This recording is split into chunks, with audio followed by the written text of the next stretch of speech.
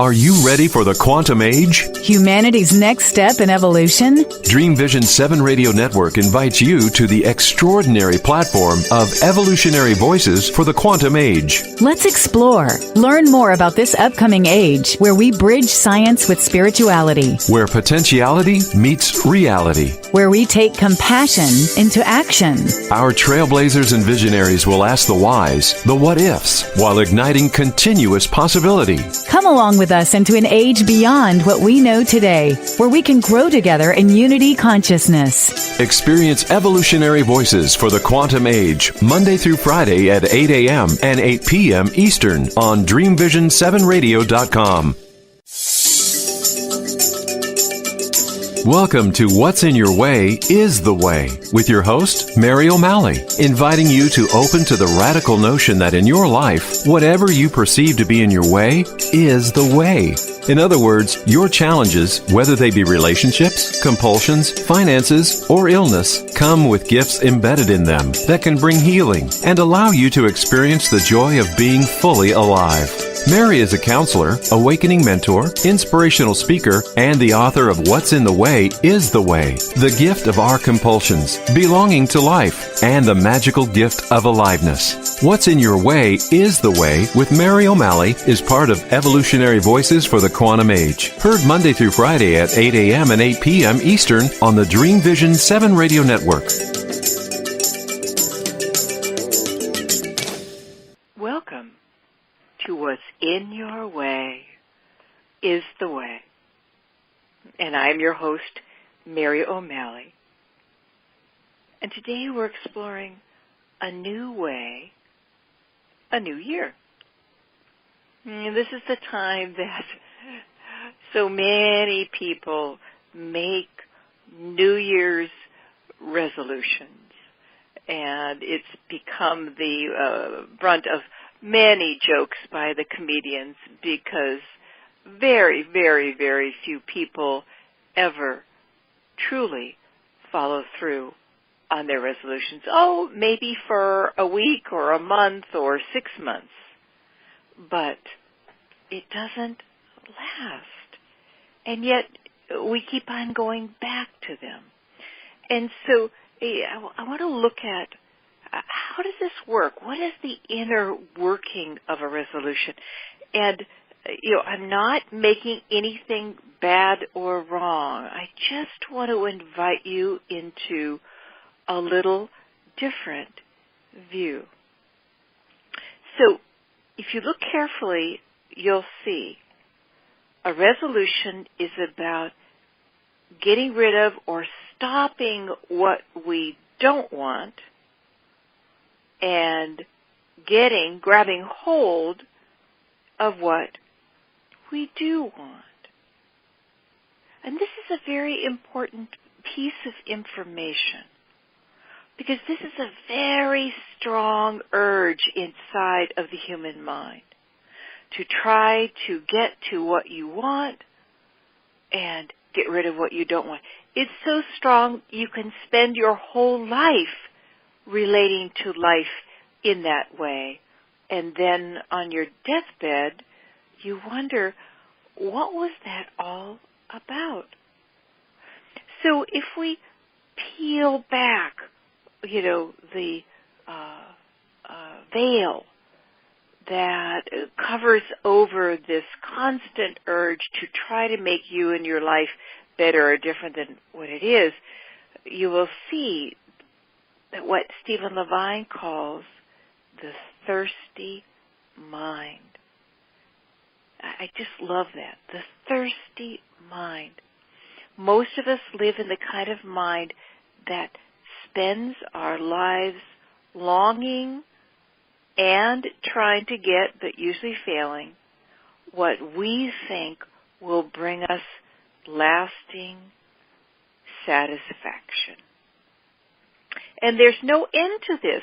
You find your soulmate on Tinder, and then you get married, and then you find out that he burps in public, or you find out you have finally made your goal financially. And then it's not enough. Have you ever talked to a billionaire that is in competition of trying to get more billions than his next door neighbor or his boss? You know, you lose, let's say, 20 pounds. But if you watch carefully, you'll see for this thirsty mind, it's not enough.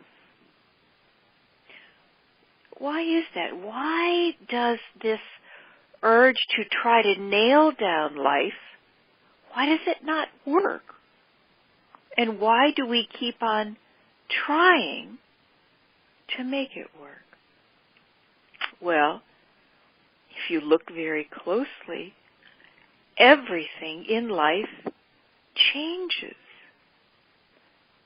There is nothing that lasts. A thought doesn't last. A feeling, no feeling has ever lasted inside of you. I know they say they're going to last forever, but they haven't. No day lasts. No beautiful summer lasts. No breath lasts. Everything is in constant change.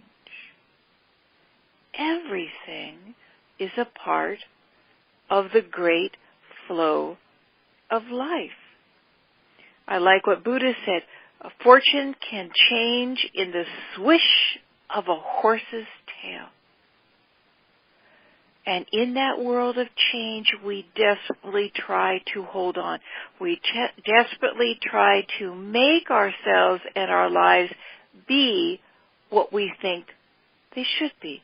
I'm not making this bad or wrong. All we're doing is being curious about this. I'm not saying stop making resolutions or have goals or intentions. It's just fascinating to begin to lift the veil and look at how this all operates.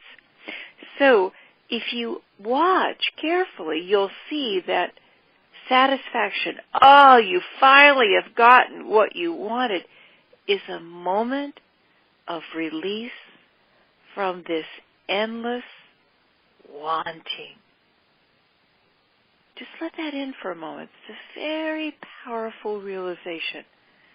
A moment of satisfaction is a release from endless wanting, but if you watch very carefully, it's never enough for your mind. Not just your mind, everybody's minds. We're talking about how the human mind operates. And oftentimes, getting what you want makes you long for more.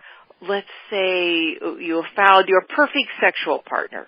You know, oh my God, you just have so wonderful experiences, and then you find yourself trying to recreate them. And this is just frustrating because the true openness, the true joy of life comes from being open to life. It doesn't come from trying to make it be a particular way. So just notice that for most of the time you wish your life would be something else, or you would be somewhere else. But the most insipid part of this wanting is wanting you to be different than what you are. Just as I say that, it just brings heartache, just a rush of heartache, because I've worked with people for over 30 years, and I can tell you, most everybody is caught in this spell. And they are not aware that everybody else is caught in the same place. Everybody else thinks they're not enough. Sometimes this can be very, very subtle, but sometimes it can be very powerful, the pain of not being okay as you are. all these ideas about how you should be and how your life should be create a cage, a prison that cuts you off from being here for life as it is right now. And it keeps you shallow. It keeps you on the surface of life. It limits your ability to experience life as it is. Just let that in. All of your wanting, all of your trying to make yourself and life be better or different limits your ability to experience life as it is. If you doubt this, just notice how tight you are most all the time. You know, your stomach is tight, your neck is tight, your back is tight, maybe even your feet are tight. But the most important thing to notice is your breath is tight. You hold on. When was the last time you breathed your natural, open, alive, deep breath? Most of us, it's been a long, long time. Instead of relaxing into life, instead of being open to life, instead of dancing with life, we try to contain it. We try to maintain it. That is the world of the thirsty mind. We try to hold on and grab a hold of what we want and suppress what we don't want.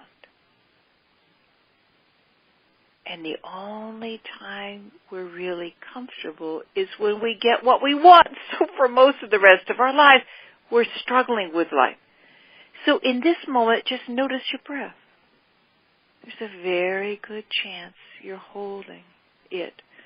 There's a very good chance that you are breathing up into your chest rather down into your belly. And if you watch dogs and cats and babies, you'll see that their whole trunk is involved in their breath. But for you and for most people, you've left that long time ago.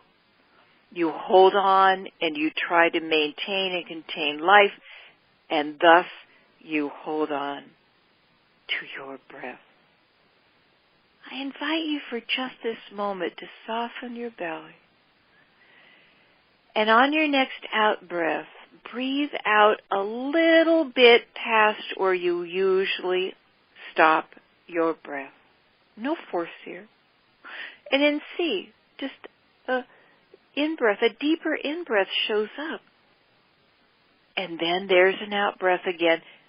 And now breathe out. You can even blow out a candle. Imagine blowing out a candle so that your out-breath is longer than it usually is.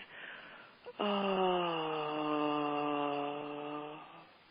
And then allowing a deeper in-breath. Now, I assure you, as soon as we start exploring something else, you'll go back to holding onto your breath, which means you'll go back into the mind that is always trying to maintain and contain life, trying to get you into what you think you should be, and then get your life into what you should be. Oh, take a moment and just feel the heartache of that. That means for most of the time you're struggling with life. Now, there is another way to be with life. Pema Chodron's definition of enlightenment is relaxing into life. Father Thomas Keating, he has a wonderful quote that I've had in my bathroom for years. The chief act of human will is not effort, it's consent. Just let that in. It is possible to move out of an endless trying around life.